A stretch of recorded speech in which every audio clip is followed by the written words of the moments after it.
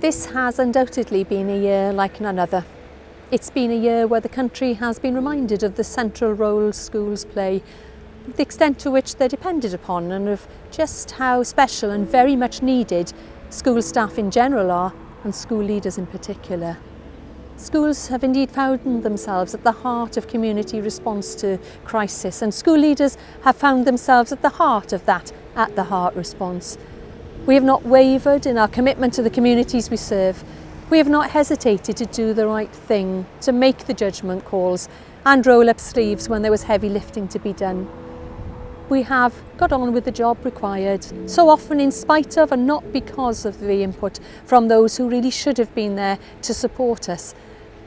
In the face of wrong advice, changed advice, or sometimes no advice at all, school leaders have guided their teams through uncharted waters and out the other side. If annual conference is our shop window for policy and campaigns, then surely AGM is the factory floor for them. And normally we'd be getting together at this time to properly engage with each other about the success of our campaigns this year, the ways in which conference motions have impacted on the way we lead and manage our settings, the wins, the unexpected curveballs requiring a change of direction, local issues specific to your area which may or may not be adequately addressed by our national mission. But we've had one curveball too many this year, a curveball which has outcurved all that came before it. And so I want to take some time before moving on to think about 2022 and beyond to consider with a renewed clarity all you've achieved since March 2020. In the panic and rush that engulfs us from all sides at times, I think it can become too easy to forget about these achievements, but they are significant ones. And if we're to move on to whatever the next step is, then we need to take time to do what we're not very good at as school leaders, to reflect on what's gone well, what's happened, and to acknowledge that you've actually done a remarkable job of it all. To reflect on the way you were met with something you had no prep or training for, and the positive differences your choices and your decisions have made, and quite frankly, how much better off your settings and communities are than they might otherwise have been. There are a number of phrases which we're becoming too familiar with right now, worn down by even. New normal, unprecedented times, times like none other. A jaded narrative which somehow suggests our communities have lost their way, unsure of the pathway forward, of the long-term strategy. Well, schools haven't lost their way. In terms of next steps, we know what catch-up needs to look like. One thing children haven't lost over the last year is their capacity to learn. When presented with the chance to become reacquainted with the norms they were once familiar with, to reacquaint with their teachers and their friends, with their routines and their classrooms, we know as lead teachers they will, in time, of course, make the sort of learning progress we'd expect of them. Like you, I'm fed up of hearing this cohort referred to as the lost generation. We need to dial down the panic. We need to collectively appreciate our responsibility for putting out a positive message to our children and young people, because if they keep getting told they're lost, that things will never be the same, that their future is hopeless, you know what? They'll start to believe it. Their opportunities may not have worked out as we'd planned them to this year. The next year may look a little different to the one we may have expected, but all is absolutely not lost. The COVID cohort is most certainly not lost. It's in safe hands. School leaders are skilled at turning challenge into opportunity, and it's precisely this frame of mind which will drive on the prospects of the class of 2022. But the scale of the challenge shouldn't be underestimated, and schools alone can't be expected to manage it by themselves. Pupils have not just missed out on classroom time this year, and so meeting their broader well-being needs may prove a little trickier. Managing this deficit isn't an optional extra, but other side of the same coin. As the experts here, we know that there is no real sustained ingrained progress that can ever be achieved if a pupil doesn't first feel settled, valued, included and well. No, Addressing the deficit in well-being is the linchpin for all the other progress we aspire to, and without a remedial plan for this, all other plans will fail to even get off the starting blocks. It's not summer schools and longer days our children need, but the chance to play again, to talk with other people, to regain their ability to choose where they want to go and what they want to do, to be able to see and have contact with their wider families again, and of course, to reconnect with those familiar routines which we know are so important for them. No, there is no place in our recovery plans for cheap, quick fixes. Catch-up won't occur overnight, over the summer holidays or even over a term.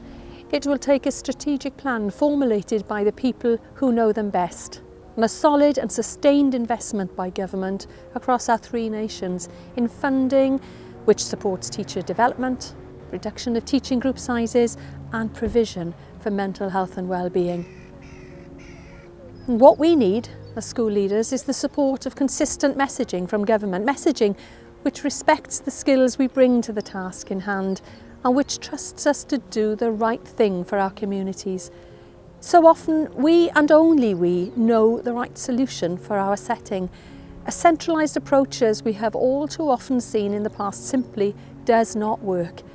Our learners and their families deserve so much better than a one-size-fits-all plan, and school leaders need to be supported to search for and apply the bespoke model which matches the unique needs and characteristics of their community.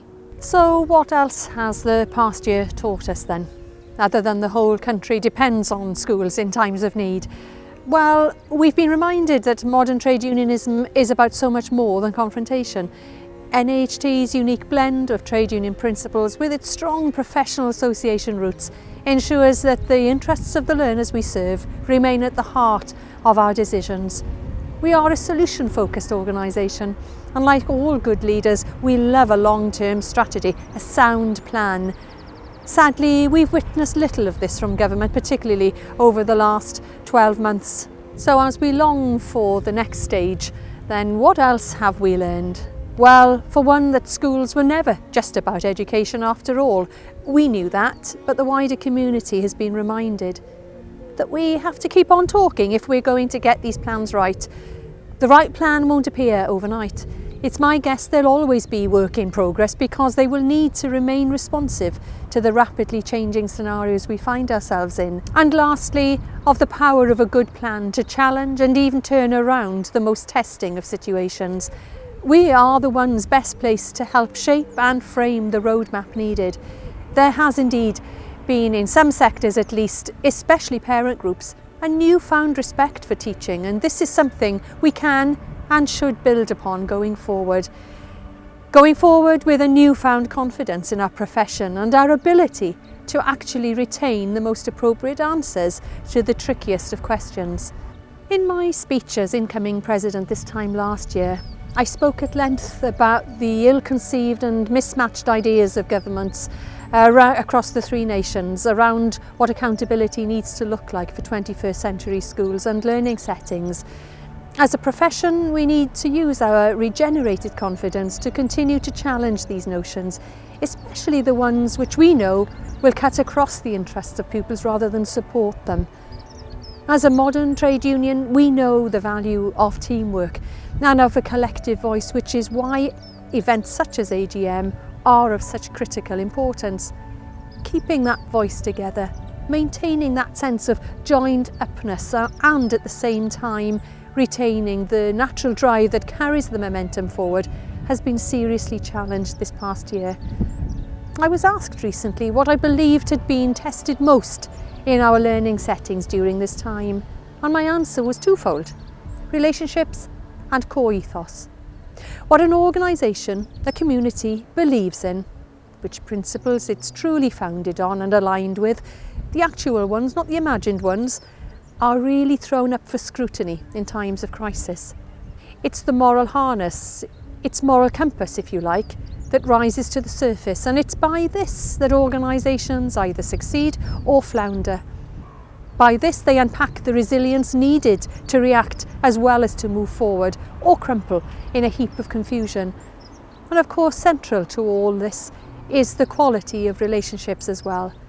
Many members have spoken to me of the ways in which at this time of crisis has deepened relationships, expanded networking, of the way in which you have supported each other and found new ways of doing things as we've gone along. The next step will require stronger relationships than ever before across your settings. Strategies and schemes don't build successful settings, people do. Shaping an organisation, a community which knows and owns its core values, makes that community not just a stronger one, but a happier, more settled one too. You will have established within your own settings what these core values are and what they look like. They will be responding to local need as well as managing national demands. They will have been arrived at collaboratively, and so collectively going forward, the community acquires a distinct identity which all sign up to. This helps not only with recruitment going forward, but the development of the team you already have. This identity, as with all people-focused business, will evolve and change over time. But there are core values you will hold on to. Core values that build not just trust, but resilience too. As a school leader, you're serving many masters, but of all the roles and functions you serve, if there is one overarching feature which links us all as school leaders, then it is surely the role, the duty to ensure the right thing is done. This has been a year where issues surrounding equality and diversity have had a sharp light shone upon them. As a rights-respecting organisation, whilst our ambitions and priorities remain outward-facing and responsive to change, we know there is still much to be done. We've been boosted by new and renewed partnerships this year, for instance with diversity role models, the Runnymede Trust, Random House, Penguin Books Lit in Colour campaign, as well as with serving leaders through the Leaders for Race Equality Network. Our ambition remains not just around equality of opportunity for all, but equity in outcome too. And the conversations generated by these partnerships are critical to those key aims. 2021 into 2022 and beyond loans us the chance to make real progress for change which positively affects and empowers all. Yes, modern trade unionism is about so much more than confrontation, where an organisation's guiding principles are centred around transparent decision making, shared goals, where individuality is cherished and differences properly celebrated. Then problems and crises won't go away, but they'll be met with a resilience and a confidence which treat them as the pathway to the next step rather than a boulder which shuts everything down that's been achieved so far. When we look back at our progress, not just as a trade union, but as a community of activists and campaigners in this time, I like to think we fall into the former category. That doesn't mean to say we get it right all the time, or that directions of travel don't sometimes require an abrupt around turn. It means we should feel proud of what we've achieved, and as proud of the errors we've learned from as from the things we've got right from the start. As I draw to a close, I want us to not look backwards but forwards. As school leaders, we are by nature fixers. We make, often to our own detriment, the unworkable work and fill the voids left by gaps in other agencies' lack of knowledge and skills sometimes. Another feature which binds us is the desire to please, to fulfil the expectations of others, and here's the rub, to comply, to be compliant. Controversially, I would proffer that this eagerness to comply needs to sometimes be checked, especially when that compliance puts us at odds with our own agreed processes, our own core values and beliefs, and most importantly, with some of the next step plans we hold. Knowing and owning our core values collectively and robustly as a whole school community helps make doing the right thing, even when it means disagreeing with the stance of another agency, much easier to do. I'd go as far as to say it's not just our right as a school leader to say no sometimes, but our duty as well. Linking all our decision making back to our core values and beliefs, setting our own limits and choosing the activity or strategy we buy into, all builds for a greater sense of control. We're no longer done to, and we're now choosing to do what we do. We may not have a choice about the situations we find ourselves in, but we always have a choice about how to move on from and out of them. Taking back control, giving ourselves credit for the immense knowledge and skill base we bring with us into the role every day will build a confidence surge, and with it a greater sense of calm and improved levels of well-being. I began with the reminder that this has been a year like none other. As a trade union, we may not have been granted our wish list in its entirety this year, but we have made enormous gains. And something we have achieved, and arguably this has greater potential, is a seat, a well-established seat at the negotiating table with government across our three nations. This has been hard won on our behalf by a trade union that remains member-led and responsive to change. And I want to thank on your behalf the terrific HQ teams who have been a constant source of support and outstanding advice in our time of need. Their work translates our views into action, and sustainable action which remains current and relevant and dynamic. January's inauguration ceremony in the United States had a bolt of lightning injected into it by some impelling words from the inspirational young poet Amanda Gorman. The sense of optimism applied by her assessment of the challenge her country was facing 1 week on from the riots was truly uplifting. Not broken, but unfinished was the commentary she loaned to her country's current position. And coming as it did so shortly after the riots, I found the whole poem, but this line in particular, powerful. If ever there was a message for our age, it's surely this one. Our communities may feel like they're broken, and collective plans may appear to be in shreds, but out of challenge, as we've all too often seen over recent months, can come opportunities too. Not long ago, Amanda was someone's pupil. A little over 10 years ago, Amanda would have been someone's Year 6 pupil, foundation stage or foundation phase pupil, and somewhere along the line she'll have had a teacher and school leader, and hopefully more than one of them, who believed in her and, most importantly, taught her to believe in herself and in the art of the possible, as Paul is often heard to say. Amanda will have been nurtured by learning settings led by leaders who believed in the values of equity and equality, by leaders who knew these to be core foundations on which everything else was founded, from which everything else took root, not optional extras. Each one of you will have an Amanda with you today. In fact, you lead, support and inspire onto greatness countless Amandas every day of every week, of every month, of every year.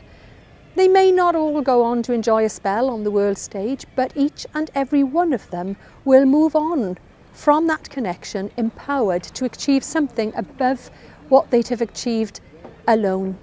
Quite simply, with a better chance than they might have otherwise have had. And it's what you do. It's because of your role and function within your school settings and within this union we're all so proud of, with its unique fusion of trade unionism and professional association, that people like Amanda are allowed to flourish. Sometimes in the midst of the busyness of the crisis, of our unending to-do lists and agenda item wish lists, we can forget or even miss this connection.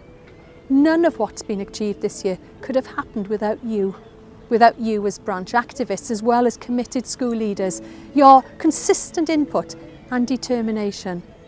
Thank you. So yes, it really does boil down to relationships.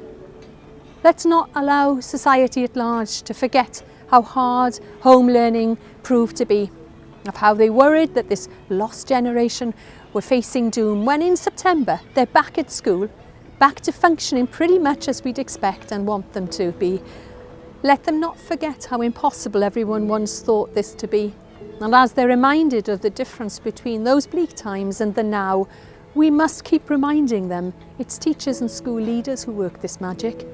We'll need to continually flag it up as a reminder of the success which school staff make of highly complex processes on a daily basis, of the success of school leaders to bring about such a change in circumstances for their community, even in the face of the most extraordinary challenge. A phenomenal job you can feel truly proud of. The next steps will require us to hold fast to the principles we already know and to remain open to the adaptations, whatever those might be, as we move on ahead. We've been gobbled up by compliance management this year, and there's nothing like compliance management to suck the joy out of our job. We're hungry for that return to core business, and as we make that return, let's do it with a newfound confidence in our skills and competencies, of our ability to get this complex job done and done well. Let's be clear, we may not know what the new normal looks like long term, but we are hungry for return to our core business, of longer term plans focused on the art and sheer joy of teaching and learning once more. Yes, we don't want to look back, we need to look forward. We're looking forward to a future which the past year has undoubtedly helped shape, but one which offers new opportunities, new ways of working and new ways of thinking. A future which expands opportunities for all, which focuses not just on equality of opportunity, but equity of outcome too. A future which we, as school leaders, can use to help craft a profession the very best want to be part of. Whatever the challenges, and there will be many on top of the challenges we've already faced, one thing we can be sure of is that this generation of learners is far from lost. It's in safe hands, very safe hands.